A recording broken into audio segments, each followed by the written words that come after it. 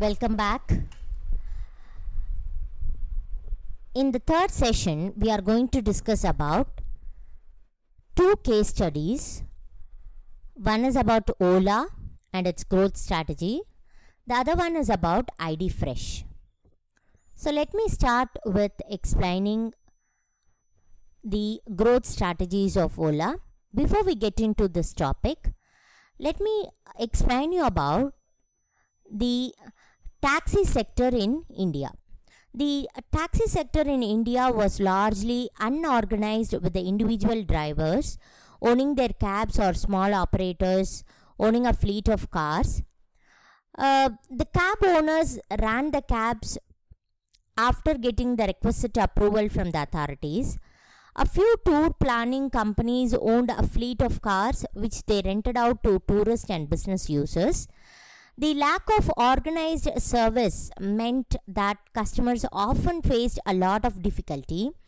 By the early 2000s, some companies started operations in the organized taxi sector. In 2001, two startups, Mega Cabs and Fast Truck Taxi, started their operations on a limited scale. By the year 2006, the organized taxi sector started gaining momentum with the entry of some new companies into the market like Meru Cabs, Easy Cabs and Savari. During the first phase of the evolution of the organized taxi market in India, the companies owned a fleet of cars and hired drivers as full-time employees. Owning the cars resulted in high capital cost to the companies in the form of investment in cars and maintenance expenditure. Now, let me take you to the growth strategies of Ola. Let me tell you about certain information about Ola Cabs. So, while talking about Ola, Ola revolutionized the taxi business in India with its online service which aggregated independent cab drivers. When the company started its operations in the year 2010, the taxi sector in India was mostly unorganized, with individual taxi drivers owning and maintaining their cars.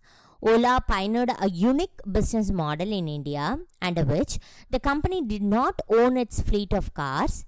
Instead, it entered into a tie-up with independent taxi drivers and took a commission for every ride booked through the company.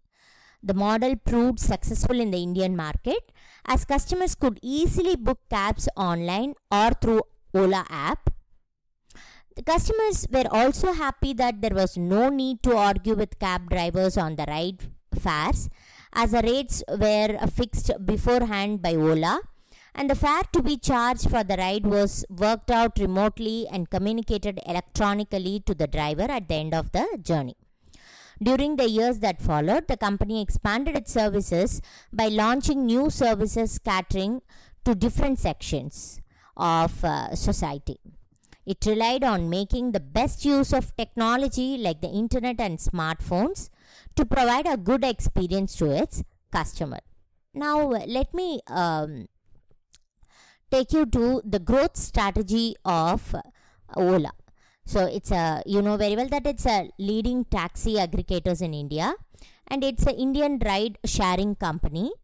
Mr. Bhavesh Agarwal and Ankit Bhati were the co-founders of Ola, and it started its operation in the year 2010. It followed a unique business model wherein they are not having or owning their own set of cars. Instead, they had a tie-up with car owners, and they facilitated booking cab services through online, and even they expanded its services by launching new services.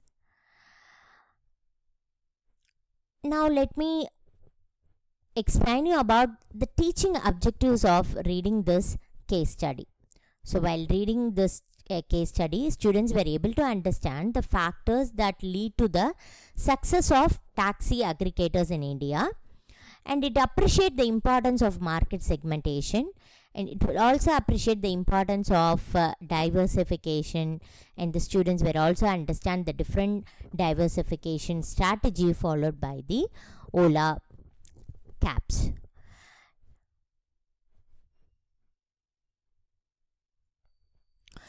The next case study we are going to study about is, we are going to read about ID Fresh.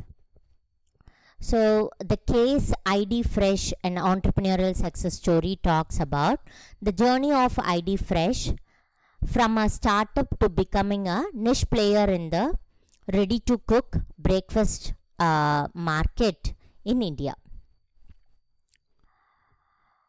In December 2005, the startup ID Fresh was launched by Mustafa and his cousins, and it started operating from a 550 square feet kitchen in Bangalore with 2 grinders, a mixie and a sealing machine. They supplied 100 packets of batter to 20 stores in Bangalore under the brand name ID for idli and dosa. Highlighting the purpose of launching this business, Mustafa stated that we wanted to ensure that busy working women had access to healthy and good healthy idli dosa batter. While talking about the zero inventory powered by information technology, a key challenge for ID Fresh was wastage. In early days, wastage was high as 25%. In order to bring down wastage, the founder created a zero inventory business model in which they captured store-wise, day-wise and location-wise data with the help of technology that highlighted the number of units supplied, sold and left unsold.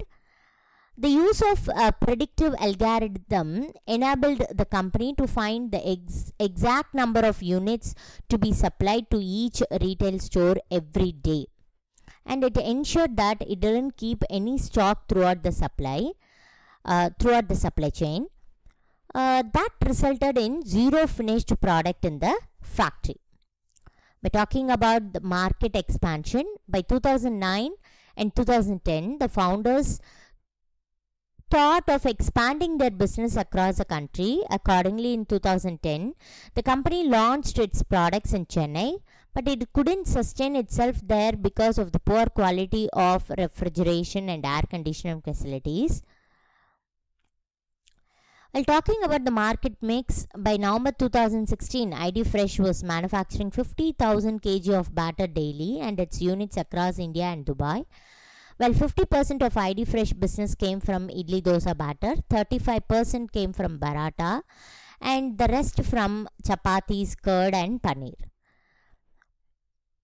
Well, talking about the competition, as of 2017, the ready-to-cook market was valued at Rs 2.75 billion. The market was divided into 2 sub-segments. One is non-frozen ready-to-cook. The other one is frozen ready-to-cook.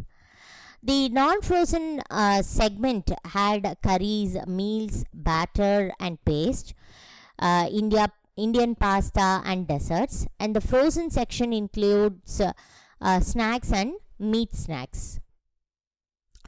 After establishing a larger presence in the Middle East market, the company generated 25% of its revenue from its Middle East. So this is about the case study of ID Fresh. So it is basically founded by Mr. PC Mustafa, and it's a niche player in the ready to cook breakfast market in India, and there are different marketing campaigns followed by the founder, and their innovative packaging methods also made a good difference in their product selling.